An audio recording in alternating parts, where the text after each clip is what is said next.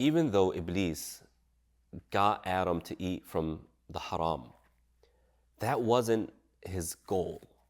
That was just actually a means to his goal. He was after something bigger. Yes, eating the haram can corrupt the human being, but there's something else that's even more dangerous, that's even more corrupting to the human being. What is it? Well, Allah subhanahu wa ta'ala tells us. The reason why Iblis wanted Adam to eat from the haram is to get him to do something else or to cause something else to happen. What is it? Allah subhanahu wa ta'ala says in the 7th chapter, Ya bani Adam, لا يفتننكم الشيطان كما أخرج أبويكم من الجنة ينزع عنهما لباسهما ليريهما سوآتهما. Please pay attention to this. Allah subhanahu wa ta'ala, He says, O children of Adam, O human being, don't fall into the same trap of shaitan that caused your parents to be exiled from paradise. What did he do? Allah here in this verse, He doesn't mention eating the haram, but rather He says, He got them to take off their clothing. Or to frame it differently, by eating the haram, their body parts were revealed. They lost their clothing. It fell off. Now, there's not much information, and scholars they're not in agreement in terms of how exactly that happened. Did they themselves take off their clothing for some reason? Or did their clothing just fall off? And what kind of clothing they had? And really, it doesn't matter. What matters to us is the goal of Iblis. His number one goal, that is the most threatening thing to the human being, or perhaps the most threatening thing to the human being, the most corrupting thing to the human being, is being comfortable with one's body to be revealed and to be exposed and seen in public. What we call today indecent exposure. This is Iblis' number one goal for the human being. In other words, dear brothers and sisters, a society that is comfortable with exposing the private parts of one's body is a society that has fallen into the trap of Iblis. This is a society that has been corrupted by the plots and the plans of Iblis. So eating from the tree, that was just a means to something more dangerous. The Prophet ﷺ teaches us every ummah has a characteristic that really defines the nature and the core of that ummah. This ummah, the ummah of Rasulullah ﷺ, the defining feature of this ummah is al-haya. It is ethical modesty. Ethical modesty is about this idea of being upright in one's character, upright in one's morals and values and principles and ethics. And one of the core forms of morality is in terms of the human body. Islam holds the human body at a very, very high level. But unfortunately, in the Western world, the human body has been rendered as a piece of meat. And please excuse kind of the phrasing here. It is a piece of meat that is meant to be exposed. We're constantly hearing things that is, the more free a society is, the less clothing restrictions that they have. Freedom is about being able to show one's body. But in Islam, it's the exact opposite. Freedom is when somebody appreciates the human body and therefore covers it. But how they cover it is very beautiful. They cover it with clothing that is beautiful to look at, that is a type of desire for the human being. We all like going and buying clothes. The only people who don't like to go and buy clothes are kids.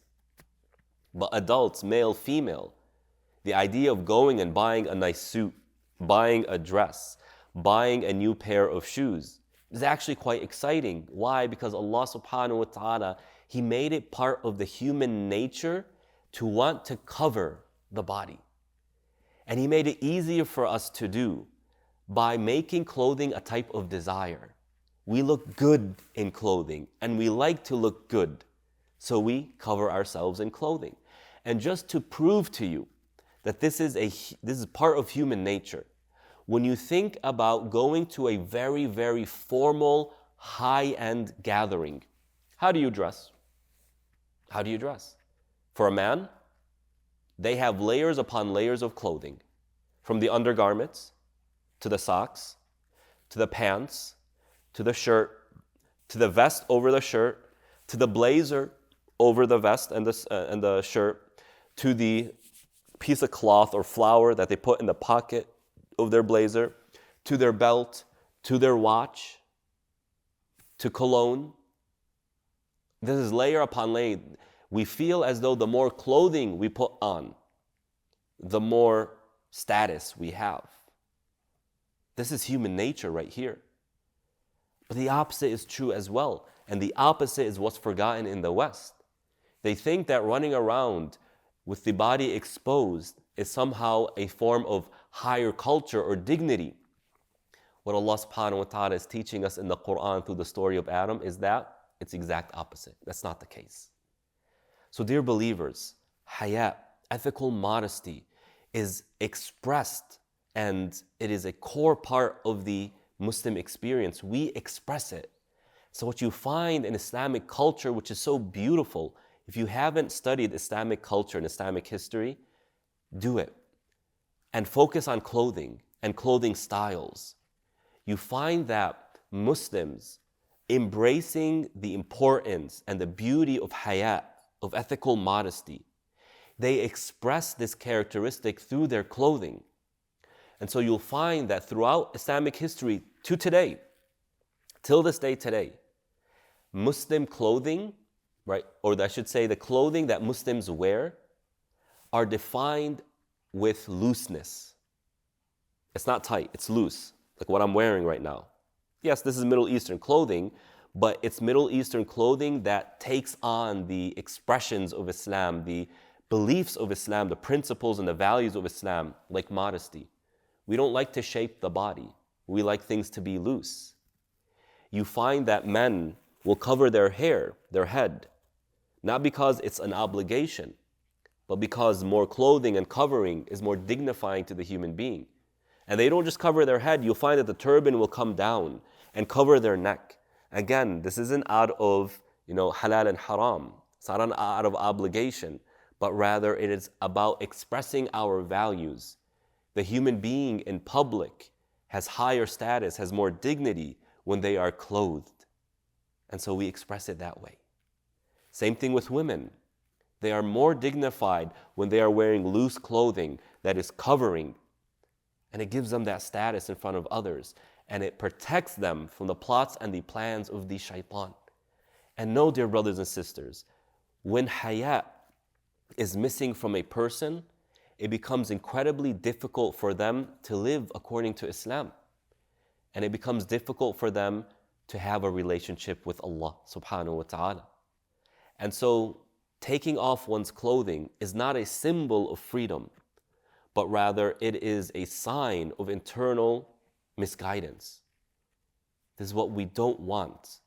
So when you talk to your kids, when you look at yourself, remember this. Allah subhanahu wa ta'ala says, وَلَقَدْ كَرَّمْنَا بَنِي آدَمَ. We have given dignity to the human being. And Allah subhanahu wa ta'ala counts as one of His blessings in the context, by the way, of the story of Adam in the 7th chapter. He says, we sent down clothing to the human being. Notice the wording here. Allah sent it down so that we appreciate it more and we love it more and we desire it more, and so we enact it. So dear brothers and sisters, in the era of freedom that is expressed through revealing the body, we Muslims, we say, we will stick to our haya. And haya is the most dignifying way of living one's life. And when we wear our clothing, our loose clothing, when our sisters wear their hijab, they are expressing their haya. They are expressing the dignity of the human being. And we will not succumb to the desires of others who want to see the body for their own lust. We will not succumb and be tools of advertising companies that want to use our body to attract attention to them. So we cover our bodies as our symbol of freedom. But our freedom isn't freedom to do what we want, but rather freedom from the desires of other people and being imprisoned by their own personal whims. Assalamu alaikum. Jazakumullah khair for watching. Please share this khair and let other people benefit from the lessons, and support this masjid by becoming one of its sustainers.